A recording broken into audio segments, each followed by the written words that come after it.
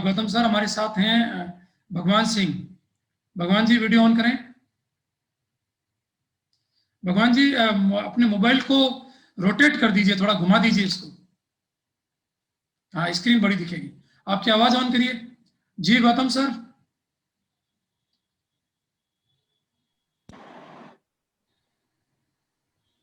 नमस्ते सर।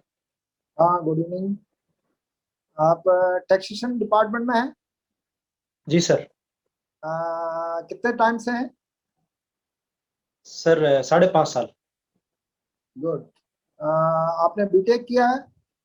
जी सर। कहाँ से? Sir Jodhpur institute of engineering and technology Jodhpur से किया है। Good good. अच्छा, ये मैं आपको टेक्नोलॉजी से रिलेटेड क्वेश्चन आपके सामने रखता हूँ, छोटे मोटे। ये आज के न्यूज़पेपर में था। एवीजीसी से आप क्या समझते हैं? सर आज के न्यूज़पेपर में था ये। Sorry sir. अच्छा चलिए, एनिमेशन फिल्म या सीरियल कैसे बनते हैं आपको पता है ये? सॉरी सर, इसका आइडिया नहीं है। या आज के न्यूज़पेपर में था, तो न्यूज़पेपर आपको थोड़ा सा कोई बात नहीं, मैं तो वैसे ही पूछ रहा हूँ कि न्यूज़पेपर आप एक तरह से न्यूज़पेपर पढ़ना बहुत जरूरी है। राजस्थान पाठ्य पुस्तक मंडल जो है कहाँ पर है? जयपुर में स्थित है सर। अच्छा, कहाँ पर? सर एग्जैक्ट इसका एड्रेस तो मुझे नहीं पता सर।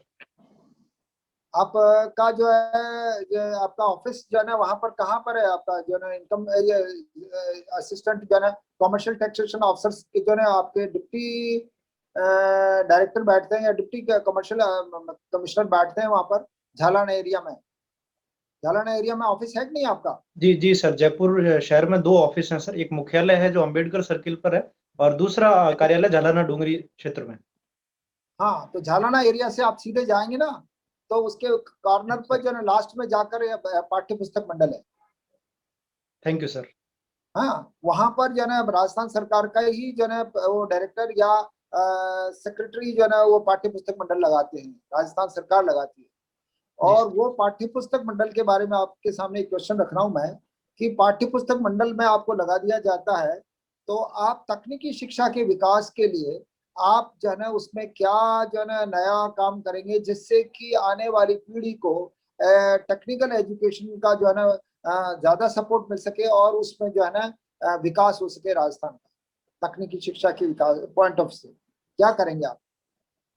सर मैं सर्वप्रथम विषय विशेषज्ञों की एक टीम गठित करूंगा, और उनसे मैं सलाह लूंगा, और उसमें कुछ मेरे इनपुट्स मैं ऐड करूंगा। मेरा मुख्य ध्येय यह रहेगा कि विश्व में जो तकनीक में जो बदलाव आ रहे हैं और जो वर्तमान में कंटेम्पररी तरीके से यूज हो रहा है, जैसे लेटेस्ट कम्युनिकेशन टेक्नोलॉजीज हैं, दूसरी एप्स एंड पोर्टल्स, उनको किस तरह से हैंडी रूप से डेवलप किया जा सकता है या उनका किस तरह से प्रयोग किया जा सकता है, और दूसरी इस क्षेत्र में जितनी भी बेस्ट प्रैक्टिसेस कहीं भी हो रही हैं, तो सर उनको मैं उनके एक चैप्टर बनाकर ऐड करने की सर अपनी कोशिश करूंगा। आपने नई एजुकेशन पॉलिसी अभी थोड़ी आपने तो देखी नहीं होगी, क्योंकि एजुकेशन से आप रिलेटेड नहीं है, लेकिन इसके बारे में सुना तो है? जी सर, मैंने सुना है।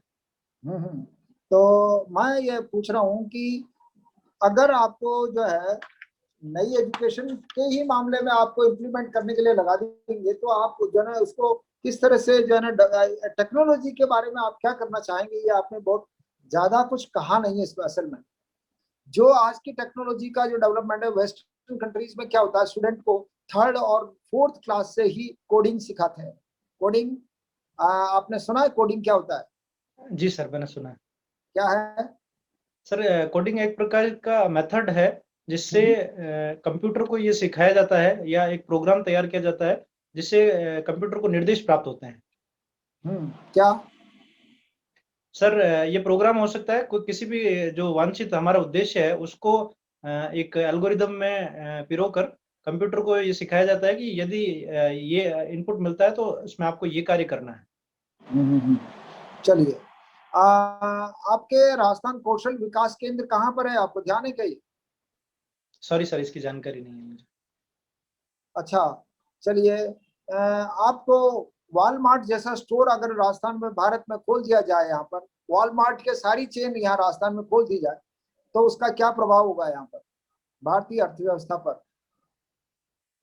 सर वॉलमार्ट के बिजनेस कंसेप्ट के बारे में मुझे पूर्ण जानकारी नहीं है, लेकिन चूंकि कुछ समय पहले ये न्यूज में था, तो जैसी जानकारी मुझे प्राप्त है उस हिसाब से ये एक मल्टी ब्रांड रिटेल शॉप पर बिजनेस पर कार्य करती है।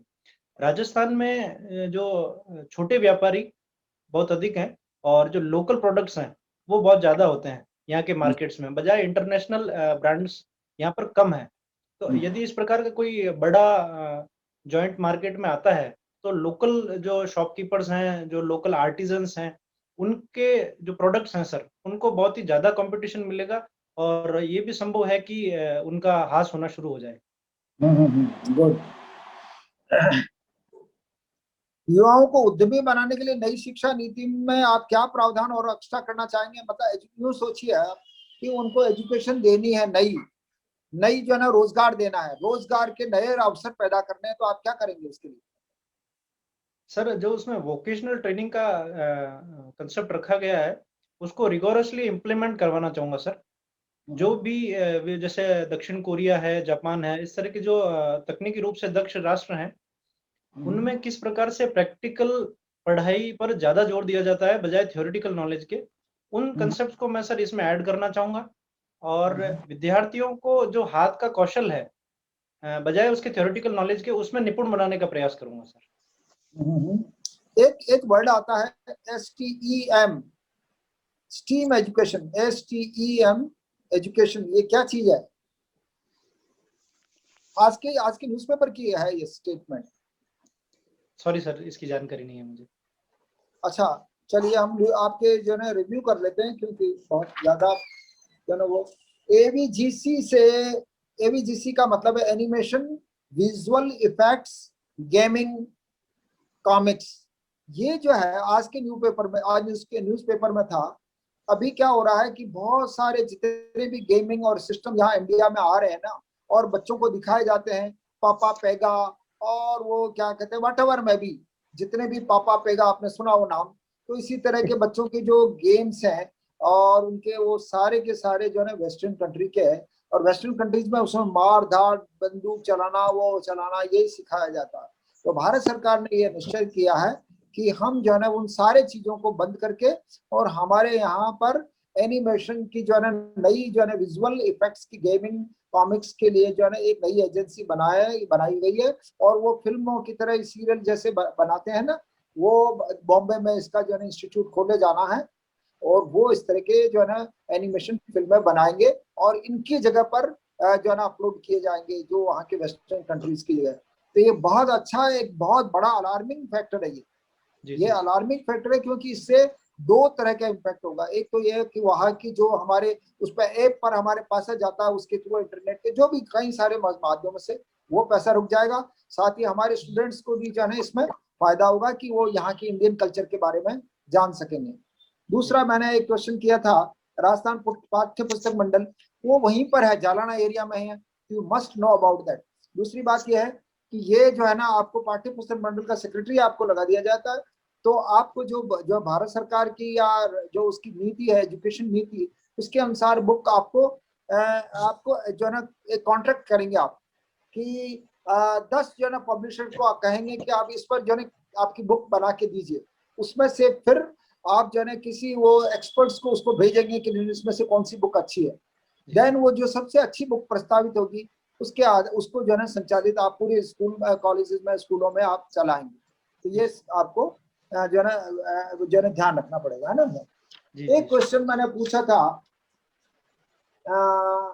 वेस्टर्न कंट्रीज एक कौशल विकास केंद्र कहाँ पर है? वो झालाना एरिया में है और आपके ऑफिस के पास ही होगी। आपका जो झालाना एरिया का जो ऑफिस है उसके पास ही, इधर डायरेक्शन से जो ना पोस्ट ऑफिस है ना, वहाँ का केंद्र पोस्ट ऑफिस का जो सेंट्रल ऑफिस है, post and telegraph and ACD का जो ना ऑफिस है, उसके आगे ही कौशल विकास केंद्र है। और ये बहुत पहले स्थापित हो गया था, और ये युवाओं को उद्यमी कैसे बनाया जाता है उसकी एजुकेशन दी जाती है। तो ये आपको ध्यान रखना पड़ेगा कि वहाँ आप जयपुर में, आप you are working, where you are working now? Sir Jodhpur में हूँ। अच्छा, जोधपुर में है, लेकिन you must know about this things कि जो है ना वहाँ पर जो हमारे राजस्थान में हो रहा है तो यू मस्ट नो। अच्छा, एक आपने मैंने वॉलमार्ट के लिए आपसे क्वेश्चन किया था।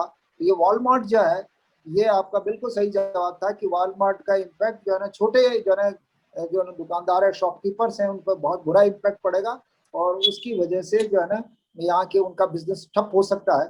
तो ये हमारे लिए जो है ना ठीक नहीं है। यहाँ के उद्यमी बना, नई शिक्षा नीति का जो है ना मैंने आपको बता ही दिया, रोजगार पर कैसे बनाएंगे आप। एक क्वेश्चन मैंने किया था, एसटीम एजुकेशन क्या है? STEM, science technology engineering and mathematics. इसमें टॉयज की सहायता से आप जो है ना कोडिंग सिखाया जाता है इसमें। ये नई ये एजुकेशन पॉलिसी में है ये भी कि science technology engineering and mathematics, ये STEM एजुकेशन। STEM आप न्यूज़पेपर देखना, आज के सारे न्यूज़पेपर को आप देखना, दोनों राजस्थान पत्रिका, दैनिक नवज्योति, भास्कर जरूर देखिए। और ये चीजें क्योंकि आप यू आर फ्रॉम जो है वो बीटेक भी है, असिस्टेंट टैक्सेशन ऑफिसर भी है, तो नेचुरली आपको कुछ चीजें जो टैक्सेशन से रिलेटेड है आपको ध्यान है कि हमने जो है ना वहां पर जो है वो आपके जो है कॉमर्शियल असिस्टेंट कमिश्नर्स थे, वो रायसेन में जो है ना मैंने ट्रेनिंग करवाई थी, वहाँ डायरेक्टर था मैं आपके 2011 में। और जोधपुर में बहुत सारे अफसर से हमारे ट्रेनिंग करवाए हुए वहां पर कार्यरत हैं अभी। आपको ध्यान है? सर मुझे जानकारी नहीं है। हाँ, आपको जानकारी नहीं है। ये 105 कैंडिडेट्स जो है ना आपके असिस्टेंट कमिश्नर जो थे, और निरंजन आर्य साहब के आपके जो है उस समय कमिश्नर कमर्शियल टैक्सेशन थे, उस समय की बात है।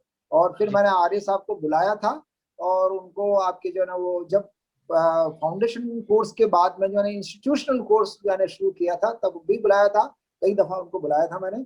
Any how, I wish for the best. आप देखिए दोनों चीजें, एक तो कमर्शियल टैक्सेशन के बारे में आपसे पूछा जाएगा, जॉब के बारे में जरूर पूछते हैं, उसके बारे में आप अच्छी तैयारी कीजिए। साथ ही टेक्नोलॉजी आपकी जो है ना वो बीटेक है, तो नेचुरली उसके बारे में आपसे क्वेश्चन किया जा सकता है।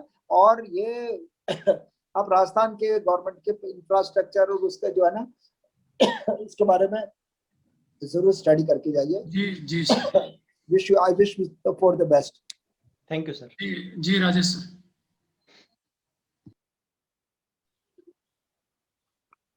जी भगवान जी। जी सर। सुन पा रहे हैं? जी सर, नमस्ते सर। जोधपुर से हैं आप? जी सर। जोधपुर राव जोधा जी ने बसाया था, तो ये जोधा जी किसके पुत्र थे? सर ये रणमल जी के पुत्र थे। श्योर है आप? Yes sir. अच्छा, जो जोधपुर का जो दुर्ग है उसको चिड़िया टूक पहाड़ी पर माना जाता है, चिड़िया टूक। जी सर। तो ये चिड़िया टूक पहाड़ी क्यों कहते हैं इसको? सर इस पहाड़ी पर चिड़ियानाथ जी संत थे, वो तपस्या करते थे, तो अच्छा। उसी उनके तपोस्थली होने की वजह से इसे चिड़िया टूक पहाड़ी कहा गया। अच्छा, ये मेहरानगढ़ दुर्ग है, इसका नाम मेहरानगढ़ क्यों कहते हैं इसको? सर मेहरानगढ़ शब्द मिहिर और गढ़ से बना है। मिहिर का अर्थ सूर्य है, सूर्य के कारण इसे मिहिरगढ़ या मेहरानगढ़ कहा गया। अच्छा, एक आपके इस दुर्ग में कहा जाता है कि जो श्रृंगार चौकी है वहां पर, एक श्रृंगार चौकी, उसका क्या महत्व है श्रृंगार चौकी का? सर ये संगमरमर से निर्मित चौकी है, और इस पर चौकी निर्मित होने के बाद में जितने भी जोधपुर के शासक हुए उनका राज तिलक होता था। अच्छा, राजस्थान का कोणार्क किसे कहा जाता है? सर ओसिया के जो मंदिर हैं, सन टेम्पल्स, उन्हें राजस्थान का कोणार्क कहा जाता है। ऐसा क्यों? सर कोणार्क में जो मंदिर हैं वो सूर्य देवता को समर्पित हैं, और ओसिया में भी इसी प्रकार के मंदिर हैं, इसीलिए उन्हें कोणार्क कहा जाता है। अच्छा, आपके जोधपुर जिले का एक गांव है जो कुर्जा कुर्जा पक्षी के लिए जाना जाता है। जी सर। नाम बताइए। सर खिंचन गांव। खिंचन गांव।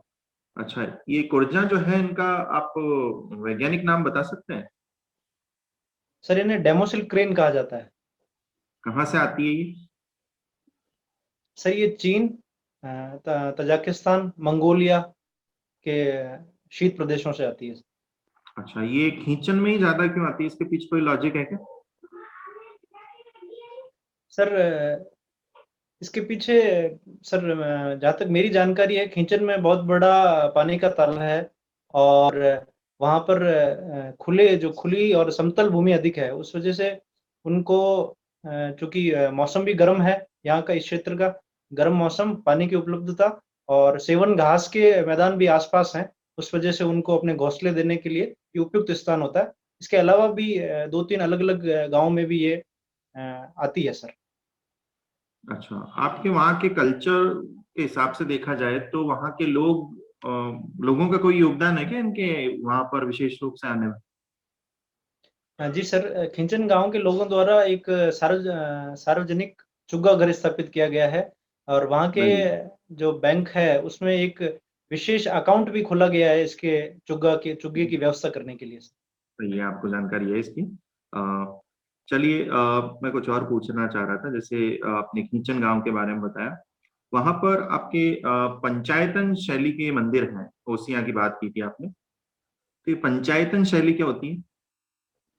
सर जब 5 मंदिरों का एक समूह बनता है तो ये पंचायतन होते हैं। इसमें ये बीच में जो होता है वो मुख्य मंदिर होता है, उसके चारों ओर 4 मंदिरों का निर्माण होता है। अच्छा, आप जोधपुर में ये राजस्थान उच्च न्यायालय, इसकी भवन का निर्माण किसने करवाया था? सर नए भवन का निर्माण नहीं, पुराने की बात कर रहा हूं। सर ये तत्कालीन महाराजा उमेद सिंह जी ने इसका निर्माण करवाया। क्या कारण था इसके पीछे?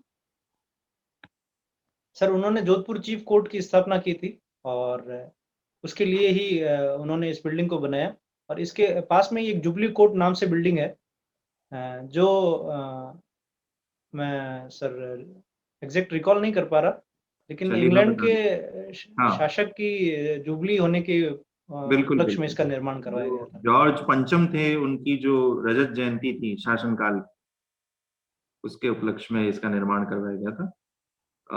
चलिए, ठीक है। Thank you. एक खेजड़ली आंदोलन और पूछना चाहूंगा मैं आपसे। खेजड़ली आंदोलन क्यों हुआ था? सर ये खेजड़ी वृक्ष काटे जा रहे थे, उन खेजड़ी वृक्षों को बचाने के लिए 363 महिलाओं ने अपना प्राणों का बलिदान दिया था। ये 1730 में ये घटना हुई थी सर। तो खेजड़ली के अलावा भी कोई नाम है क्या इस गांव का? सर इस गांव का तो मुझे ये एक ही नाम पता है सर। अच्छा, गुड्डा विश्नोईयान ऐसा कुछ नाम है क्या? गुड्डा विश्नोई? सर ये इसके पास ही स्थित एक दूसरा गांव है, अच्छा। जो अपने वन्यजीव प्रेम और जो वहाँ का प्राकृतिक आवास है हरिणों के लिए, उसके लिए प्रसिद्ध है सर, गुड्डा विश्नोईया। ठीक है, धन्यवाद। बहुत आपका अच्छा इसमें तैयारी के साथ आपने ये मॉक दिया है और मैंने ज्यादा कुछ पूछा नहीं है। जैसे दादा साहब फाल्के पुरस्कार अभी चर्चा में था, मैं कुछ आपको हिंट दे देता हूँ जहाँ से क्वेश्चन और करंट से बन सकता है। तो ये दादा साहब फाल्के कौन थे, क्या योगदान था इनका और क्यों पुरस्कार दिया जाता है, कितनी राशि होती है इसकी, हाल ही में जो दिया गया है रजनीकांत जी को। जी सर। तो ये थोड़ी बहुत जानकारी आपको करंट अफेयर से, और लोकल नॉलेज आपको अच्छा है, लगभग सभी प्रश्नों के उत्तर आपके ठीक थे। और ऐसा नहीं होता है कि किसी को सभी प्रश्नों का उत्तर पता हो, लेकिन आपको अच्छी जानकारी, क्षेत्रीय प्रश्न ही थे या ज्यादा कोई हॉबी से रिलेटेड या कोई क्वेश्चन, जैसे रेडियो आपकी हॉबी है तो वहां से आप अपने जो भी संभावित प्रश्न है, जो इतिहास रहा है रेडियो का भारत में या विश्व में या राजस्थान में, ठीक है, ये थोड़ा सा आप पता करके जाएं। बाकी आपका ये मौका बहुत मेरे दृष्टिकोण से अच्छा रहा है और आशा करते हैं ऐसा ही प्रदर्शन आपका मुख्य साक्षात्कार में भी रहे। थैंक यू शुभकामनाएं। Sir, thank you very much. Okay.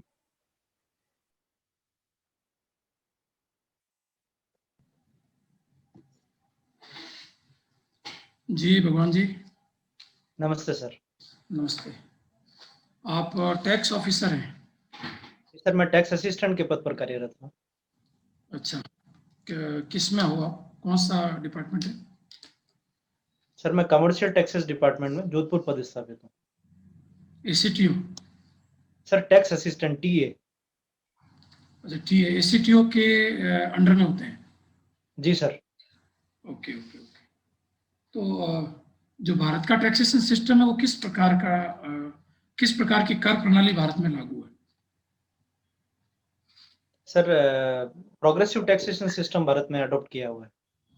क्या मतलब है इसका? सर डायरेक्ट टैक्स के यदि डायरेक्ट टैक्स की बात करें तो जिस प्रकार आय बढ़ती जाती है उसी प्रकार इनकम टैक्स की दर बढ़ती जाती है। और यदि हम इनडायरेक्ट टैक्स की बात करें तो जिस प्रकार जिन वस्तुओं की आवश्यकता अत्यधिक होती है उन पर काफी कम टैक्स लिया जाता है, और जो डीमेरिट गुड्स या सिन गुड्स होती हैं उन पर अत्यधिक टैक्स लिया जाता है। पर जो इनडायरेक्ट टैक्स है वो तो सबके लिए इक्वल है। सर वर्तमान में जीएसटी में 5 प्रकार की स्लैब्स हैं, 0 से लेकर 28% तक। तो जो सबसे बेसिक नीड्स की वस्तुएं हैं उन्हें 0% में रखा गया है, और जो लग्जरियस गुड्स हैं उन्हें 28% में रखा गया है। तो ये एक प्रकार का सर प्रोग्रेसिव टैक्स ही है। नहीं तो मिडिल गुड्स का क्या रखा गया है? सर ये डिपेंड करता है, कुछ 5% में भी है, कुछ 12% में भी है, और कुछ 18% में भी है। नहीं तो जैसे किसी व्यक्ति की आय ज्यादा है तो उसको भी 5% देना है, और कोई व्यक्ति गरीब है उसको भी उसी वस्तु पे 5% देना है। तो आपको लगता नहीं कि ये बहुत अच्छी प्रणाली नहीं है? सर जीएसटी में वस्तुओं के अनुरूप उन्हें अलग अलग कर स्लैब में रखा गया है। जैसे अनब्रांडेड आटा है, अनब्रांडेड नमक है, ये एक आम आदमी की आवश्यकता है और इसके बिना जीवन यापन नहीं हो सकता, इसलिए उसे 0% का रेट में रखा गया है। लेकिन जिस तरह से सिगरेट है, कार है, ये सर लग्जरी की वस्तु है, एसी है, ये एक आम व्यक्ति की आम नीड नहीं है। तो सर मैं समझता हूँ इस प्रकार से उचित संतुलन किया गया है। ओके। तो कहीं रिग्रेसिव टैक्स पॉलिसी भी है क्या किसी देश में? सॉरी सर, इसकी जानकारी नहीं है मुझे। ओके। अच्छा। इसमें जो आयात निर्यात कर होते हैं, पढ़ा है आपने इसके बारे में? Export duty, import duty. Sir import पर अभी आईजीएसटी लगाया जाता है, और एक्सपोर्ट भारत में टैक्स फ्री है सर।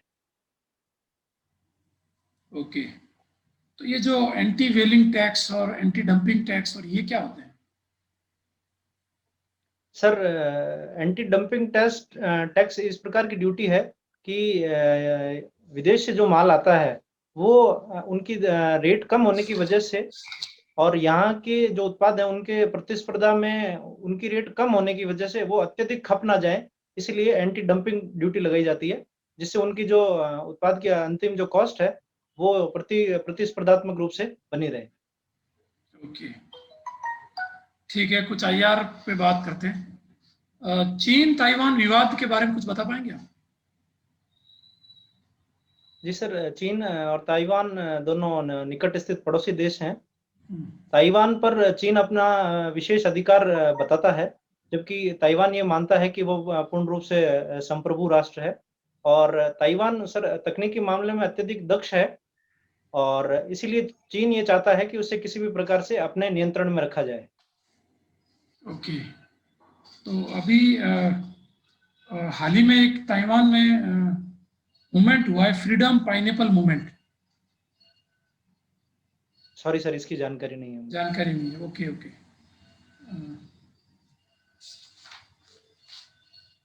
ये एक बॉन्ड जारी हुए, bond volcano bond. Volcano bond के बारे में आपने पढ़ा है कहीं? जी सॉरी सर, मैंने इसके बारे में नहीं पढ़ा। ओके। अच्छा, एक रेड क्रॉस सोसाइटी है हमारे यहाँ, रेड क्रॉस सोसाइटी चर्चा में रही है अभी कुछ दिन पहले। जी सर। पढ़ा है आपने इसके बारे में? Sir red cross society welfare के काम करती है, और कहीं आपदा या इस तरह की दुर्घटना हो जाए तो वहां पर सहायता पहुंचाने का प्रयास करती है। सर इतनी जानकारी है मुझे। अध्यक्ष कौन है इसका?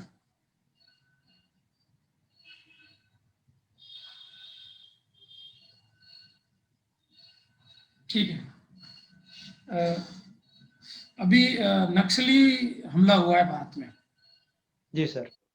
क्या आप बता पाएंगे इसके बारे में?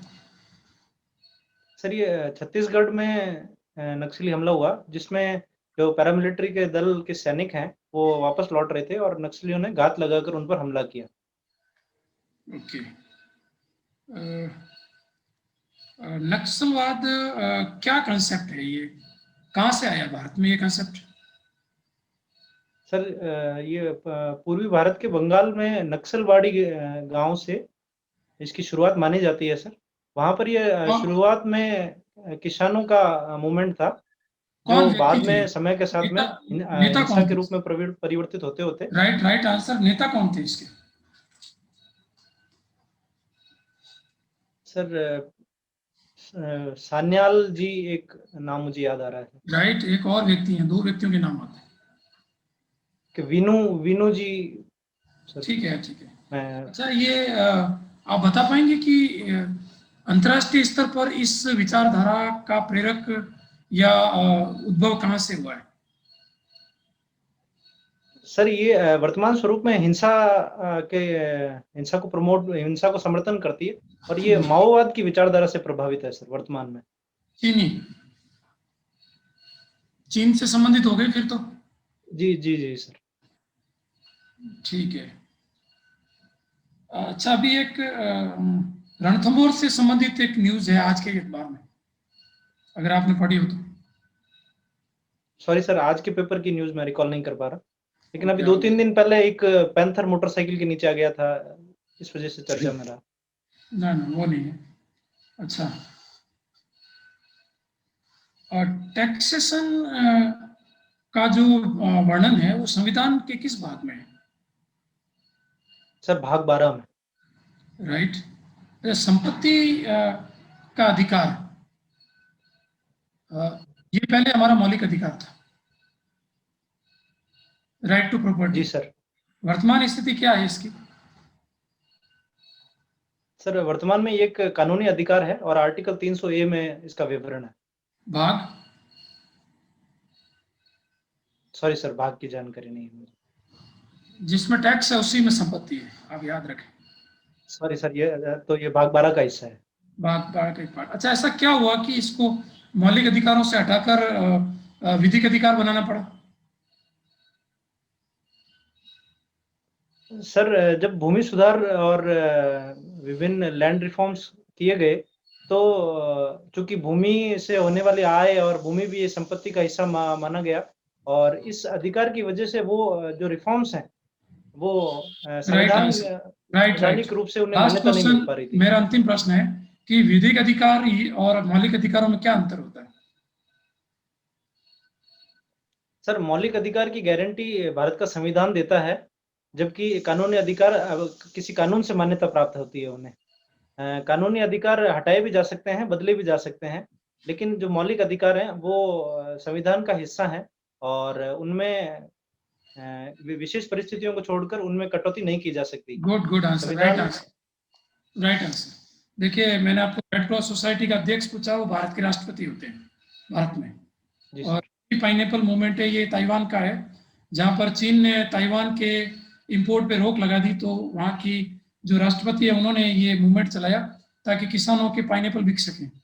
और नक्सलवाद का आपका उत्तर सही है। इसमें 2 नाम ध्यान रखें आप, एक तो चारू मजूमदार है और एक कानू सन्याल है। जी सर। अभी अखबारों में काफी चर्चित है, तो इसको डिटेल से देख के जाएं। इससे रिलेटेड जो अभियान चले हैं, चाहे वो ग्रीन हंट हो या प्रहार हो या सलवा जुडूम हो, ये सब आप अच्छे से पढ़ के जाएं। और अंतर्राष्ट्रीय स्तर पर ये माओ से तुंग हैं, उनसे प्रभावित है, चीनी विचारक हैं, राजनीतिज्ञ हैं। रणथंभौर में एक बाघीन है, उसका नाम है T114। इसने अभी 2 शावक को जन्म दिया है। तो बाघों से संबंधित कुछ जानकारी आप रखें, बाघ अभयारण्य वगैरह जो भी भारत के हैं, कब शुरुआत हुई, राजस्थान में कौन कौन से हैं, इसका ध्यान रखें। और संपत्ति के अधिकार से संबंधित आपके उत्तर बिल्कुल राइट है। उत्तर बहुत ही अच्छे दे रहे हैं, परिपक्व उत्तर है। शब्द शैली और जो चयन है, शब्द चयन है, बहुत अच्छा है। और आई थिंक कि आपका जो सिलेक्शन हो जाना चाहिए। Thank you sir. शुभकामनाएं, all the best. Thank you sir. Sir मेरा एक प्रश्न है। पूछिए सर। इंटरव्यू वाले दिन कौन कौन से न्यूज़पेपर जरूर पढ़ने हैं? पत्रिका, भास्कर, नवज्योति और जागरण। Thank you sir. अगर वो नहीं मिले तो कम से कम पत्रिका नवज्योति भास्कर तो आपको रखना ही है, क्योंकि ये तो हर मेंबर को दे दिया जाता है अंदर घुसते ही वहां से, और कुछ मेंबर तो घर से लेके ही आते हैं, तो जी सर। वो कार में बैठे बैठे उसको अंडरलाइन करते हुए बैठे रहते हैं। तो ये जी थोड़ा सर। कम से कम 5 दिन का न्यूज़पेपर तैयार रखें, आप उसको लिख लें पूरा। आपका 7 को 9 को है ना? 9 को है सर। हाँ, तो 3-4 दिन है, आप अब आज से ही 3-3 उसको नोट डाउन करें और उसके बैकग्राउंड में जाएं। जैसे मैंने आपसे पूछा रणथंभौर टी 114 बाघिन, तो अब आप बाघों से संबंधित सभी सूचनाएं कलेक्ट कर लीजिए। जैसे नक्सलवादी हमला हुआ है, तो नक्सलवाद से संबंधित कब शुरू हुआ है, भारत में कौन से राज्य प्रभावित है, इसको लाल सलाम क्यों कहते हैं, हिंसक क्रांति क्यों है, इससे रिलेटेड जो पक्ष बनते हैं वो सारे आपको देख लेने। तो किसी भी बियॉन्ड द इश्यू जाना है, मतलब उस जो दिख रहा है वो नहीं, उसके पीछे जाइए, डिटेल में जाइए उसके। बाकी आपके अच्छे हैं, कंसेप्ट अच्छे हैं, उत्तर अच्छे दे रहे हो आप। ठीक है sir. All the best. Thank you very much ji.